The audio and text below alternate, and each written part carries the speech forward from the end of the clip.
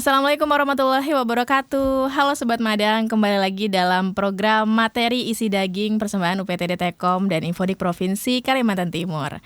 Program Madang setiap episodenya ini menghadirkan narasumber dari berbagai kalangan nih Sobat, seperti pemangku kebijakan, pendidik, peserta didik, yang juga mempunyai prestasi bermacam-macam prestasi ya Sobat. Nah kali ini di studio podcast Madang kedatangan narasumber yang ditunggu-tunggu kedatangannya nih, karena melihat jadwal yang lumayan padat, akhirnya beliau mempunyai kesempatan untuk hadir di studio podcast kita. Dan langsung saja kita sapa beliau, yaitu PLT Kepala Dinas Pendidikan dan Kebudayaan Provinsi Kalimantan Timur, Bapak Armin SPD MPD. Assalamualaikum Bapak. Assalamualaikum warahmatullahi wabarakatuh. Apa kabar Pak? Alhamdulillah sehat. Jadi masih puasa ya Pak ya? Siap. Gimana? Amin. Sehat? Sehat Pak, alhamdulillah. Jadi di sini kita sekalian mengucapkan selamat berpuasa ya teman-teman untuk teman-teman yang menjalankan ibadah puasa Ramadan. Semoga amal ibadah kita dapat diterima oleh Allah Subhanahu wa taala. Nah, Sobat, kita melihat dulu nih Pak, intermezzo untuk perjalanan karir Bapak, karena kan saya lihat Bapak dari awal karir tuh sudah sebagai pendidik ya Pak, pengajar di SMA Negeri 10 Samarinda. Kemudian di tahun 2012 hingga 2017 nih Sobat, Pak Armin menjabat sebagai Kepala SMA 10 Samarinda. Kemudian di 2017 sampai 2020, Bapak menjabat sebagai Kepala Seksi Peserta Didik dan Pembangunan Karakter Bidang SMA. Selain itu, di tahun 2020 hingga 2021, beliau menjabat sebagai Kepala UPTD Tekom dan Infodik nih. Ini adalah sebuah kebanggaan guys, karena Bapak sebagai mantan Kepala UPTD menjadi PLT Kepala Dinas. Wis, itu kebanggaan ya guys. Kemudian setelah itu beliau melanjutkan karirnya di Kutai Timur sebagai Kepala Cabang Dinas Wilayah 2 untuk wilayah Kutai Timur dan Bontang. Kemudian di tahun 2023 beliau menjabat sebagai Kepala Bidang Pembinaan SMA. Dan di tahun yang sama beliau menjabat sebagai Kepala Bidang Ketenagaan hingga di tahun ini juga sebagai PLT Kepala Dinas sampai sekarang ya Pak. Ya, nah, selain melaksanakan tugas-tugas tadi, apa yang menjadi motivasi Bapak nih untuk bisa semangat terus bekerja? Karena kan ini kita lihat udah sampai Kutai Timur aja Pak, ya Allah jauh banget. Gimana Pak semangatnya Pak? Ya, makasih. Jadi saya ini darah guru sebenarnya. Iya. Jadi di saya ini di dalam kehidupan saya hampir tiap 24 jam itu yang ada adalah pendidikan. Karena saya punya ibu adalah seorang guru, paman guru, saudara-saudara guru, dan saya juga sudah mengajar sejak 1992 sampai 2017. Oke. Dan cukup lama dan cukup banyak sekolah yang saya pernah ajari. Saya sudah mengajar itu hampir lebih dari 17 sekolah. Wah. Mulai dari SD sampai perguruan tinggi. Oh gitu. Jadi Mantap. bicara pendidikan pasti saya sangat menikmati. Iya. Nah inilah tantangan saya, jadi sampai saat ini semangat saya untuk pendidikan itu luar biasa. Dan diberikan amanah oleh Pak Gubernur sekarang sebagai PLT, Kepala Dinas Pendidikan dan Kebudayaan Provinsi Kalimantan Timur. Ini momen bagi saya apa yang saya bisa berikan untuk kemajuan pendidikan di Kalimantan Timur. Seperti itu. Jadi selain background banyak keluarga guru, juga Bapak mempunyai semangat sebagai pendidik ya Pak. Betul. Karena kan kalau kita lihat guru-guru itu semangatnya harus tiap hari, karena nggak boleh nih murid ngelihat gurunya sakit terus akhirnya nggak bisa belajar. Nah itu tadi Pak ya. Betul. Kalau untuk program strategis nih sebagai PLT dari bulan Mei ya, betul. tercatat itu Pak, apa menjadi prioritas Dinas Pendidikan dan Kebudayaan Provinsi Kalimantan Timur di tahun 2026 ini Pak? Jadi yang menjadi sasaran atau tujuan utama kita adalah bagaimana visi misi Gubernur, Wakil Gubernur Provinsi Kalimantan Timur melalui Gratis Pol menjadi andalan kita. Oleh sebab itu untuk Gratis Pol, Dinas Pendidikan dan Kebudayaan Provinsi fokus pada bagaimana mengoptimalkan BOSDA dan pakaian seragam sekolah. Okay. Dan hal lain adalah bagaimana kita akses pendidikan untuk anak-anak kita di Kalimantan Timur semakin terjangkau. Itu yang kita perkuat. Itu kan pemberian termasuk beasiswa ya Pak? Betul. Dan kalau untuk program kerjanya lagi Pak untuk Dinas Pendidikan, apakah ada perubahan atau perbedaan dari tahun sebelumnya di tahun ini atau seperti apa Pak? Ya, kalau yang jelas ini program pertama dan selama saya melihat perkembangan pendidikan Kalimantan Timur, program yang satu-satunya yang kita mulai tahun ini di bawah kepemimpinan Gubernur Pak Rudi dan Wakil Gubernur Pak Seno adalah pemberian pakaian seragam gratis. Ini adalah pertama kali program ini diberikan di Kalimantan Timur, dan alhamdulillah berjalan sangat baik, dan anak-anak kita juga sudah menerima dan mereka puas dengan kualitas yang diberikan. Hal lain adalah peningkatan bantuan operasional sekolah. Juga ini ada peningkatan, dan juga ada sekolah unggulan di Kalimantan Timur, dan harapannya Pak Gubernur setiap kabupaten kota itu ada satu sekolah unggulan. Dan tahun ini sudah ada 3 sekolah unggulan di Kalimantan Timur, SMA Negeri 10 Samarinda, SMA 2 Sangatta Utara, dan SMA 3 Tenggarong. Ini merupakan program unggulan beliau. Kemudian lagi kita akan mempercepat akses pendidikan khususnya di daerah-daerah yang sangat membutuhkan sekolah. Oleh sebab itu tahun 2026 ini sekolah baru dan RKB menjadi skala prioritas. Mungkin sampai tahun 2027 akhir ini menjadi skala prioritas kita. Harapan kita tahun 2007 akhir sekolah-sekolah di Kalimantan Timur sudah terbangun. Ya, kemungkinan besar bisa sampai 8 sekolah. Ya, mulai tahun ini sudah ada 2 sekolah dan berikutnya kita harapan kita. Dan perlu diketahui bahwa banyak daerah-daerah yang sangat jauh. Oleh sebab itu perlu ada intervensi. Intervensi apa yang kita bisa berikan adalah bagaimana anak-anak kita diberikan ruang melalui program gratis POL. Mudah-mudahan nanti ada bantuan lagi melalui gratis POL untuk kuliah sampai S1, S2, S3. Seperti itu.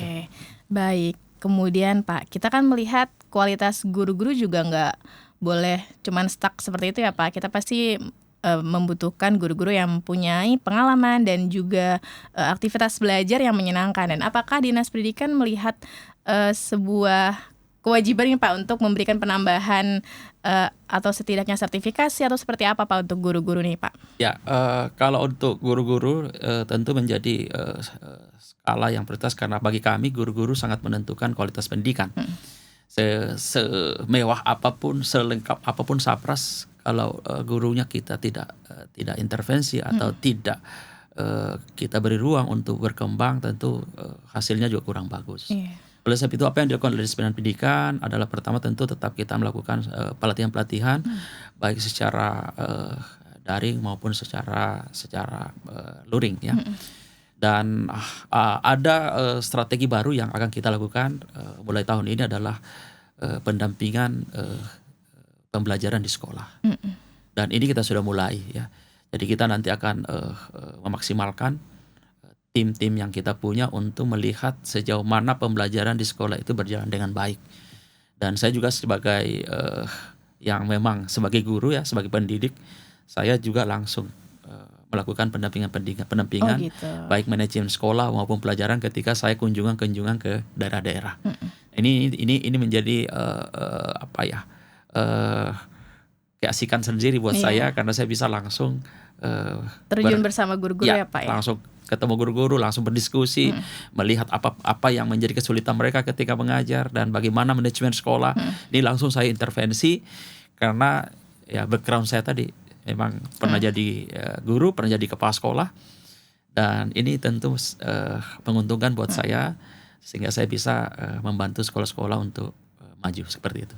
Nah, kalau untuk melihat Bapak kan bisa menilai ya Pak berapa persentase kemajuan guru Pak sejauh ini Pak? Apakah ada kemajuan atau bagaimana Pak? Karena kan Bapak beberapa sekolah itu masih beda Pak ya, sekolah satu dan lainnya. Nah, seperti apa Pak menurut Bapak? Setelah saya melihat kondisi di lapangan gitu ya, jadi ketika saya pernah bertugas di Kotim, saya keliling ya, saya langsung semua kabupaten, semua sekolah-sekolah saya coba datangin dan melihat pembelajaran. Memang kita harus akui bahwa guru-guru kita butuh pelatihan dan butuh pendampingan. Nah, ini perlu. Jadi pembelajaran harus lebih kepada pendekatan berbasis teknologi, digital, dan juga bagaimana membangun karakter anak.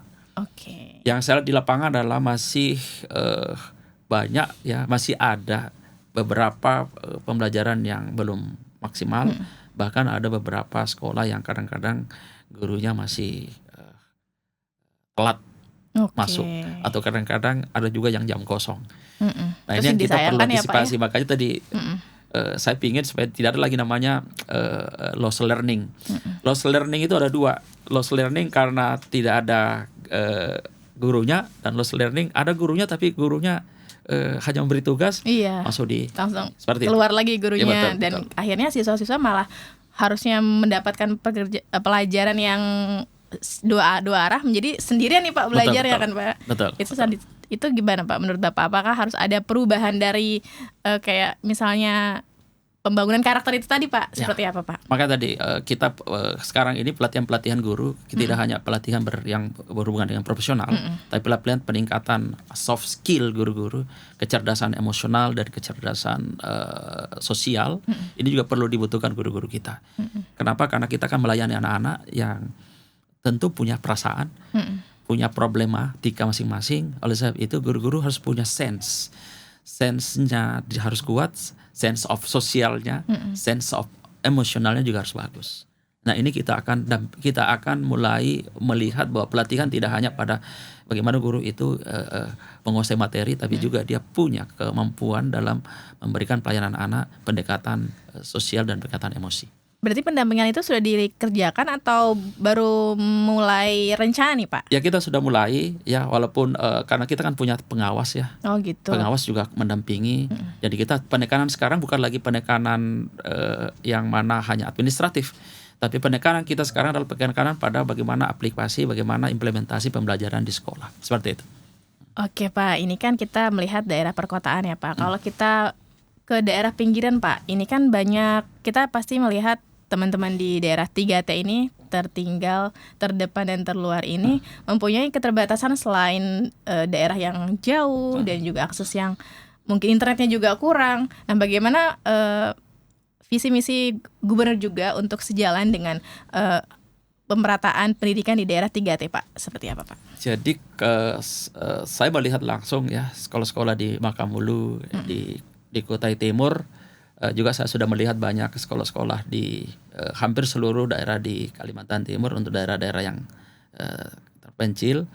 Saya melihat pertama sebenarnya secara sarana prasarana itu sudah cukup bagus.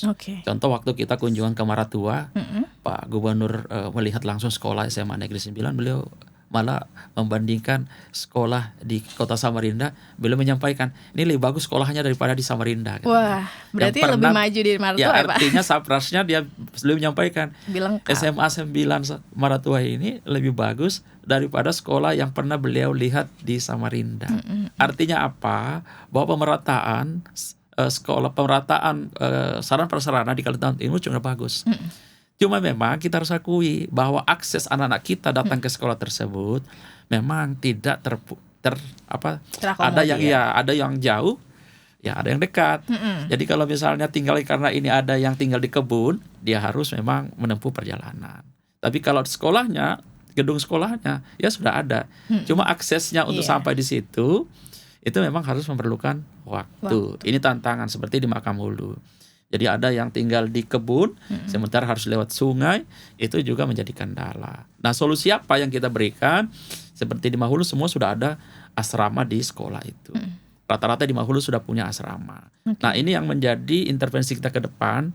Apakah kita buka sekolah baru ataukah kita bangun asrama untuk menampung anak-anak kita yang jauh ini ya Pak. Karena tidak mungkin tiba-tiba hanya 2 anak, 3 anak di situ kita bangun sekolah lagi kan, tidak mungkin kan. Nah, ini yang terjadi.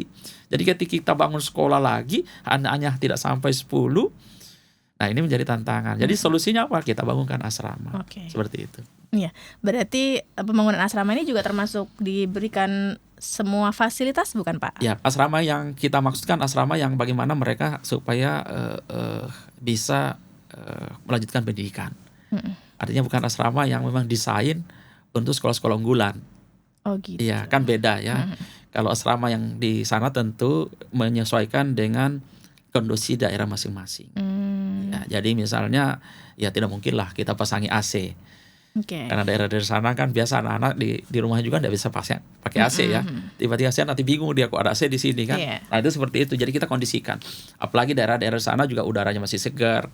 Jadi saya kira tidak terlalu membutuhkan fasilitas yang mewah. Yang penting anak-anak bisa datang, bisa sekolah, mungkin setiap minggu pulang ke rumahnya. Oh berarti yang dimaksudkan asrama di daerah 3T ini adalah tempat untuk sambil menunggu sekolah, itu bisa untuk ada kasurnya gitu nggak sih Pak? Saya penasaran. Ya, adalah semua, karena kan kita sudah ada di sana ya, seperti di Long Apari, saya sudah pernah ke sana, ada asramanya, Long Pahange ada asramanya, Long Bagun ada asramanya, jadi semua. Penjaganya Pak? Ya itu guru. Oh guru langsung. Ya guru atau jadi di sana itu guru-guru yang belum berkeluarga dan belum punya tempat tinggal itu membimbing anak di asrama.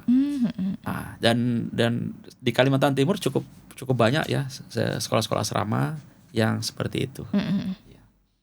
Kalau untuk fasilitas sekolah secara keseluruhan di tahun 2026 ini apakah ada peningkatan Pak untuk pembangunan yang Bapak seperti bilang, pembangunan ruang belajar atau pembangunan gedung sekolahnya sendiri seperti apa Pak? Betul. Jadi tahun ini terutama Balikpapan, karena Balikpapan ini ada daya tampung untuk siswa baru hanya bisa mengakomodir 48%.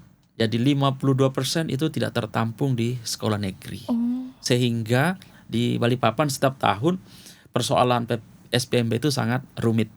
Oleh sebab itu tahun ini ya tahun 2025 sudah ada terbangun gedung SMK 7 Balikpapan. Itu SMK 7 itu awalnya 3 tahun itu tidak terbangun. Alhamdulillah tahun 2025 kita bangun dan sudah bisa ditempati tahun ini. Oh, jadi sebelumnya gimana Pak? Dia menumpang di SMK 6. Oh gitu. Dia menumpang sampai kelas 3 ini 3 tahun belum ada gedung. Tahun ini alhamdulillah kita selesaikan. Oke, alhamdulillah. Kemudian punya gedung baru ya Pak akhirnya. Ya, kemudian nanti ada lagi SMA 10 Balikpapan. Ada lagi SMK 8 Balikpapan. Nah, tahun ini kita bangun. Kemudian ada RKB di SMA 7, ada juga di SMK 5. Dan termasuk tahun depan lagi ada di PPU. Tahun ini juga terbangun, sudah selesai di Pasir, SMA 2 Pasir Belengkong. Kemudian lagi Long Ikis tahun ini selesai. Dan memang 2 tahun ini udah masif sekali pembangunan sekolah dan RKB. Lagi di Berau 2 tahun depan kita bangun 2 sekolah di Berau. Kemudian di Kukar ada 2 juga sekolah di Kukar. Kemudian berarti merata Pak ya seluruh daerah dapat. Kemudian lagi di Kutai Timur, di Sangatta kita ada sekolah baru juga SMA 2 Sangatta Selatan. Itu juga tahun ini kita sudah rehab gedung yang lama dan kita manfaatkan untuk sekolah baru dan kita akan tambah. Jadi sesuai dengan arahan Pak Gubernur, Wakil Gubernur bahwa prioritas sekolah baru dan RKB. Dan insya Allah kita target kita akhir 2027 mudah-mudahan sudah mantap ya, sudah mantap sekolah baru, RKB dan sarana prasarana. 2028 kita sudah punya kualitas yang lebih baik, yang bagus. Jadi kita sudah bicara kualitas 2028, 2029 harapan kita udah masuk di kualitas, masuk di top Indonesia dan anak kita banyak kuliah di luar negeri. Iya, dan juga ada seperti yang saya dengar sekolah Garuda itu kan Pak menuju universitas untuk diarahkan menuju luar negeri Pak ya. Betul, di Kalimantan Timur itu kita punya sekolah yang memang ditunjuk secara nasional, ada 12 sekolah. Satu-satunya yang di Kalimantan Timur adalah SMA Negeri 10 Samarinda sebagai Garuda Transformasi. Dan sudah berproses sekarang, anak-anak sudah ada beberapa anak, kalau tidak salah sudah lebih 10 anak yang sudah diterima di perguruan tinggi top di luar negeri. Sudah diterima Pak? Sudah diterima, karena mereka sudah lulus. Oh gitu. Mereka sudah lulus, sudah diterima oleh Universitas di mana itu Pak? Di luar negeri. Saya kemarin dapat data ada dari Adelaide University diterima anak, dan itu sekolah masuk 100 top dunia, dan beberapa lagi di Amerika dan beberapa negara. Nah kita dorong ini tahun pertama Garuda Transformasi, dan kita dorong bukan hanya Garuda Transformasi tapi semua sekolah di Kalimantan Timur kita dorong supaya mereka berani untuk ikut tes-tes internasional untuk mendapatkan beasiswa dari pemerintah pusat. Seperti itu. Ya. Oh, berarti kalau dari beasiswa sekolah Garuda ini termasuk dan mendapatkan beasiswa, Ya Pak? betul. Jadi kalau mereka lulus, mereka nanti akan mendapatkan beasiswa dari pemerintah Indonesia untuk kuliah di luar negeri. Nah, kalau untuk pemelaksanaan pendidikan di sekolah Garuda itu pendidiknya seperti apa, Pak? Apakah dari luar daerah atau daerah kita juga bisa sebagai pendidiknya itu, Pak? Karena kan menuju sekolah mancanegara ini kan beda, Pak ya? Ya. Menyaring itu seperti apa, Pak? Betul. Jadi SMA Negeri 10 ini kan ditunjuk sebagai Garuda Transformasi. Ditunjuk itu karena dia punya prestasi. Ya. Prestasi dilihat daripada sejauh mana anak-anak mereka bisa bersaing di level nasional dan global. Dan SMA 10 termasuk yang banyak prestasinya. Di beberapa tahun yang lalu mereka punya prestasi nasional internasional, sehingga direkomendasikan untuk menjadi sekolah Garuda Transformasi. Otomatis kita seleksi kepala sekolah dan guru-guru. Makanya tadi 3 sekolah unggulan ini kita seleksi kepala sekolah dan guru-gurunya. Kenapa? Karena standar pembelajarannya harus tinggi. Makanya sekarang ini mereka standar pembelajarannya harus standar internasional. Termasuk kemampuan GTK-nya guru, kepala sekolah guru, kita dorong untuk harus bisa berkomunikasi bahasa asing atau khususnya bahasa Inggris secara aktif. Seperti itu. Berarti melalui proses penyaringan lagi, Pak ya, karena kan menuju sekolah internasional. Itu tadi, Pak ya. Oke, selain itu untuk memastikan akses pendidikan yang merata dan inklusif, apakah Dinas Pendidikan mempunyai cara yang berbeda, Pak, untuk memastikan bahwa pendidikan ini merata loh, maksudnya nggak dipandang sebelah mata oleh daerah lain, itu bagaimana, Pak, cara melihat? Ya, pertama kita perkuat adalah standar. Jadi kita harus punya standar. Jadi kalau kita mau bicara mutu, kita bicara standar dulu. Oleh sebab itu kita harus perkuat standar SAPRAS kita, kemudian standar pembiayaan. Saya kira kalau untuk Indonesia, saya kira Kalimantan Timur termasuk paling bagus untuk memberikan kesejahteraan kepada guru-guru. Nah, ini juga sangat menentukan kualitas. Kalau guru-gurunya diberikan nilai tambah lebih, tentu semangat ngajarnya. Saprasnya kita benahi, gitu ya. Kemudian lagi hal lain adalah bagaimana kita terus memantau kesiapan guru-guru kita, ya, terutama manajemen sekolah. Makanya kepala sekolah ini harus menentukan. Makanya sekarang kita betul-betul mencari figur-figur kepala sekolah yang figur-figur guru yang bisa jadi kepala sekolah. Nah, ini tugas yang menurut saya agak berat karena ini penting buat kita semua. Saya kira itu. Kemudian bicara tentang inklusi, kita ini amanah undang-undang. Jadi memang kita bahwa anak-anak kita di daerah-daerah di sekolah-sekolah negeri atau swasta bisa wajib menerima anak-anak inklusi tadi. Nah, itu kita sudah berjalan. Sudah berjalan. Iya. Oke. Dan menjadi topik-topik terakhir ini langsung ke harapan, Pak. Ini kan kita mempunyai harapan yang besar untuk pendidikan di Kalimantan Timur, termasuk Bapak sebagai PLT Kepala Dinas. Dan bagaimana harapan Bapak terhadap dunia pendidikan dulu nih, Pak, di Kalimantan Timur? Apakah ada harapan yang harus diubah untuk mindset atau seperti apa, Pak, di tahun ini, Pak? Ya, harapan saya bahwa dengan semangat Pak Gubernur, ya, dengan gratis pol, tentu Dinas Pendidikan juga harus bekerja keras, harus berlari kencang. Bagaimana kita memastikan bahwa program gratis pol berjalan dengan baik, ya, sampai juga bagaimana daya saing, karena ini penting. Jadi Kaltim ke depan, harapan kita semua tentunya 2-3 tahun ke depan daya saing nasional dan global kita tinggi. Kenapa? Karena sudah mulai kita mencanangkan program bilingual school, ya.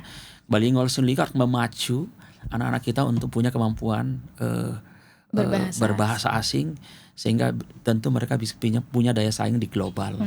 Nah, ini sudah Pak Gubernur minta bahwa semua anak-anak nanti kita mulai tahun ini mulai mencoba salah satu persyaratan untuk lulus adalah kemampuan berkomunikasi bahasa Inggris. Oke. Nanti segera kita akan buat surat edaran supaya guru sekolah nanti akan melakukan uji kompetensi kemampuan komunikasi anak-anak kita. Oke. Ini kalau kita lakukan, ini adalah langkah maju bagaimana nanti Kaltim memang berbeda dengan provinsi lain, seperti itu. Berarti itu adalah tujuan yang sangat kita nantikan juga Pak ya, Betul. karena kan Kalimantan Timur juga perlahan juga mulai dipandang Betul. oleh daerah lain dan juga negara. Dan untuk pesan yang ingin disampaikan untuk kepala sekolah nih Pak, apakah ada Pak Ya, lebih khususnya? saya ingin teman-teman kepala sekolah ya, karena saya yakin bahwa kepala sekolah tiap hari berada di sekolah, dan ini harapan saya, pesan saya, tolong banyak-banyak berada di sekolah. Pastikan lingkungan sekolahnya tertata dengan baik, anak-anak nyaman di sekolah, dan pastikan bahwa anak-anak kita punya semangat belajar. Dengan kepala sekolah banyak di tengah-tengah anak-anak, insya Allah sekolah akan semakin maju. Oke, dan selain itu pesan untuk guru dan siswa Pak? Bapak Ibu guru semuanya bekerja dengan tulus dan ikhlas, itu adalah ibadah. Dan anak-anakku sekalian, kalian adalah generasi bangsa, dan tentu di tangan kalian nanti arah bagaimana Kalimantan Timur, bagaimana Indonesia bisa berdaya saing. Saya kira itu, belajar keras dan banyak berdoa. Oke, terima kasih Bapak Ya, PLT kasih. atas kehadiran di podcast kita hari ini. Semoga kegiatan Bapak juga berjalan lancar ya Pak, dan selalu diberikan kesehatan. Ya, makasih banyak ya. Oke, Mudah-mudahan guys. sukses selalu. Amin, terima kasih. Ya, demikian podcast Madang kita pada hari ini, dan tentunya saksikan terus podcast kita di setiap episodenya akan menghadirkan berbagai macam narasumber dari semua kalangan nih guys. Jangan lupa tetap terus nonton podcast Madang, dan saya akhiri langsung saja. Wassalamualaikum warahmatullahi wabarakatuh dan sampai jumpa.